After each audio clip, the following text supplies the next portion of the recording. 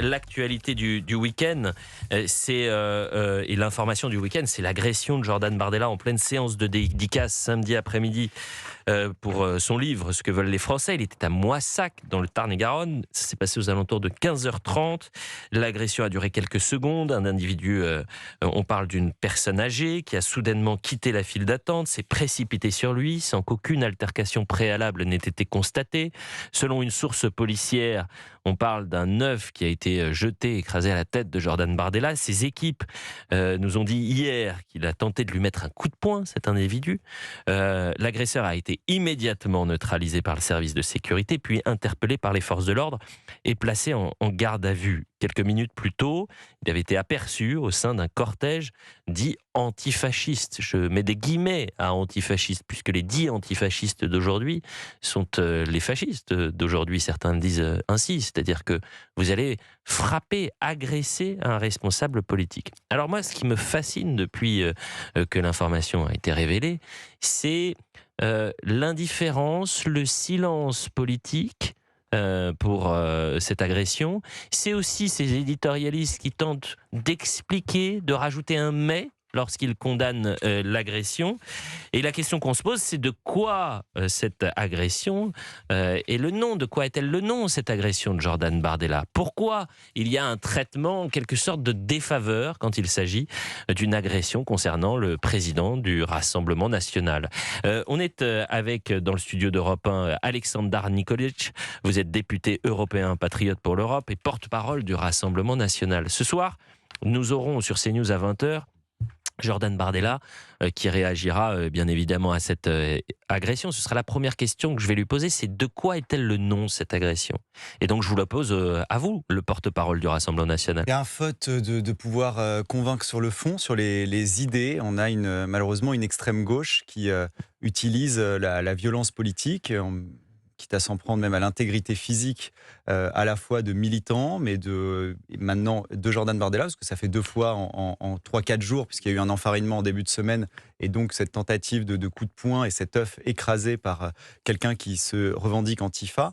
Mais je tiens à dire que ça fait un moment que cette violence, elle s'exprime dans les réunions qu'on peut organiser, et parfois contre des individus. Je pense à Éloane Racineux, Léonard à Rennes, qui il y a quelques mois ont été lynchés par des antifas qui faisaient une manifestation à proximité alors qu'ils se rendaient juste dans leur établissement scolaire. Je pense à Pierre Le Camus, un militant du RN qui s'est vu avoir le nez fracturé, tabassé à 40 contre 4 par des antifas.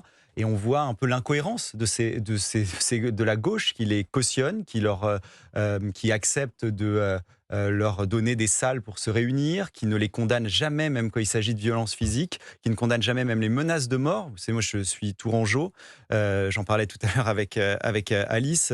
À Tours, vous avez des affiches collées avec écrit « Décapitons les riches », enfin « Brûlons les riches »,« Décapitons ce terrain », avec écrit « J'ai la guillotine qui me démange », donc des appels au meurtre qui ne sont absolument pas condamnés par la municipalité de gauche, par exemple.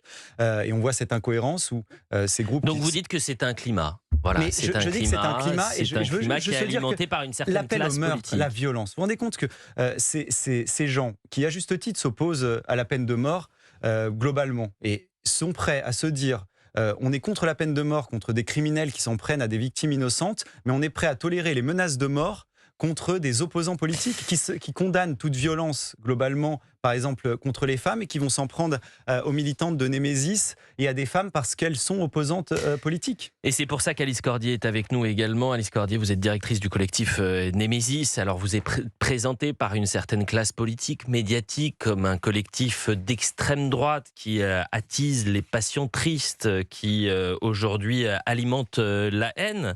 Et lorsque vous êtes attaqué, menacé, violenté parfois sur le terrain, c'est vrai que peu de responsables politiques condamnent ce qu'il se passe. Ou alors, lorsqu'il y a condamnation, on rajoute un « mais ». Et on parlait de l'agression de Jordan Bardella, et j'ai hâte d'avoir les auditeurs. J'espère que j'aurai des auditeurs qui ne partagent pas forcément les convictions politiques de Jordan Bardella. Lorsque Prisca Thévenot, par exemple, est agressé en juillet 2024 pendant les législatives anticipées, condamnation unanime de la classe politique. Et c'est normal, bien évidemment. Et il n'y a pas de « mais » à rajouter à une agression. Lorsque lorsque le président de la République, Emmanuel Macron, est giflé en 2021. Condamnation unanime. Je vous lirai les tweets, ça va de Jean-Luc Mélenchon jusqu'à Marine Le Pen. C'est passionnant de voir ça. Pourquoi ? Parce qu'aujourd'hui, quand il y a d'autres responsables politiques qui sont agressés, à la droite de l'échiquier politique, eh bien finalement il y a une indifférence ou un silence peut-être. Qu'est-ce que vous en pensez, Alice Cordier ? C'est vraiment la même rhétorique que ce qu'on peut entendre parfois. Ah oui, mais elle s'est faite agresser, mais elle portait une jupe trop courte. Donc on dénonce l'agression, mais on la justifie. Et là, la rhétorique est exactement la même quand il s'agit de Jordan Bardella ou de tout opposant de droite, finalement. C'est quelque chose qu'on retrouve régulièrement. Je me souviens d'une scène qui m'avait effrayée le 10 septembre dernier lors de la grande manifestation qu'il y avait eu, notamment sur la question du budget, où nous sommes venus avec des solutions concrètes, notamment sur le coût de l'immigration. Et on a une de nos militantes qui a été attrapée par les cheveux, par l'arrière, par une autre femme d'ailleurs, et qui a été projetée au sol de façon extrêmement violente. Et moi, je filmais en direct à ce moment-là. Et en fait, on a entendu les réactions en filmant des gens sur place, des militants d'extrême gauche, parce que ça a été fait par une militante d'extrême gauche, qui jouissaient d'avoir vu notre militante mise à terre extrêmement violemment. À aucun moment, il y en a un qui s'est précipité pour la relever ou quoi. Et cette agression qui a été véhiculée ensuite sur les réseaux sociaux, sur CNews et dans d'autres médias, a été justifiée par un certain nombre de militants de gauche qui expliquaient qu'on n'avait rien à faire ici, que voilà, et que de toute façon, nous prêchions la haine et que cela justifie un certain nombre de violences. La tartufferie qui est XXL, c'est que vous avez un nombre de politiques qui, à juste titre, alertent sur les menaces, les violences dont sont victimes les élus, et qui se taisent aujourd'hui pour dire mais on ne s'en prend pas à un élu, mais non, comme on ne s'en prend pas à un professeur, à un policier, à un gendarme, à un infirmier, à un médecin. On parle souvent de cette violence qui est exacerbée dans notre société, cette violence qui explose. Et alors quand vous avez finalement Jordan Bardella qui en pleine séance de dédicace est agressé par un individu qui avait déjà agressé un certain Éric Zemmour il y a quelques années, là ça passe crème, Sébastien Ligné. Mais si vous voulez, c'est une impunité qu'on retrouve dans toutes les strates de la société. Évidemment, il y a les politiques, mais moi j'aimerais aussi parler des journalistes. On en parlera, ne vous inquiétez pas. Des influenceurs de droite. Alice a justement parlé des féministes. On pourrait parler des chefs d'entreprise ou des patrons d'industrie qui sont catégorisés de droite. On est en train d'assister à la même rhétorique à laquelle on a assisté aux États-Unis au moment de la mort de Charlie Kirk. C'était exactement pareil. Où vous avez des gens qui nous expliquaient sur les plateaux télé américains, oui, mais si vous voulez, il a attisé la haine. Finalement, son discours était tellement violent que cette violence a fini par se contre-attaquer en effet miroir. Et finalement, il a bien eu ce qu'il méritait, parce qu'à force de prêcher la violence, on finit par l'attirer à soi. Moi, ce qui m'intéresse beaucoup, c'est qu'est-ce qui va se passer pendant cette campagne présidentielle, parce que ça va être ça le sujet. Bien sûr. Parce que là, on est dans un climat de pré-campagne. Alors évidemment, les Français ne sont pas encore vraiment dedans, mais on le sait, les campagnes présidentielles notamment sont extrêmement dures, les attaques sont rudes, les attaques verbales évidemment. Bien sûr, mais on parle de périodes de plusieurs mois où vous avez des meetings tous les week-ends, où vous avez des déplacements de forces de l'ordre massives. Si c'est exactement la même chose, puissance 10, pour Jordan Bardella ou Marine Le Pen, j'ai très peur qu'on en arrive à des situations assez extrêmes.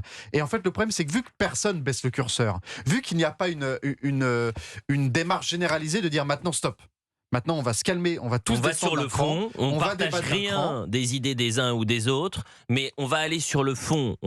On peut avoir des échanges musclés, au contraire. L'agora, c'est évidemment pas quelque chose d'aseptisé. Regardez Vincent Jeanbrun, qui avait vu sa maison pendant les émeutes, quasiment incendiée et attaquée alors que sa famille était à l'intérieur. Je me rappelle très bien que la condamnation n'était pas totalement unanime, alors que Vincent Jeanbrun était encore moins catégorisé d'extrême droite que Jordan Bardella. Donc ce que je veux dire, c'est que ce n'est pas simplement le RN, c'est tous ceux qui ne rentrent pas dans le cercle de la raison qui sont catégorisés dits de droite, qui ont le droit d'être attaqués. Quand vous dites que le RN n'est pas dans le champ républicain, quand vous expliquez sur les plateaux de télévision et que vous faites un parallèle entre Hitler et Jordan Bardella, ne vous étonnez pas qu'ensuite, sur le terrain, vous pourriez avoir des individus qui, au nom de la République, au nom de la démocratie, sont prêts à passer à l'acte et à agresser des responsables politiques.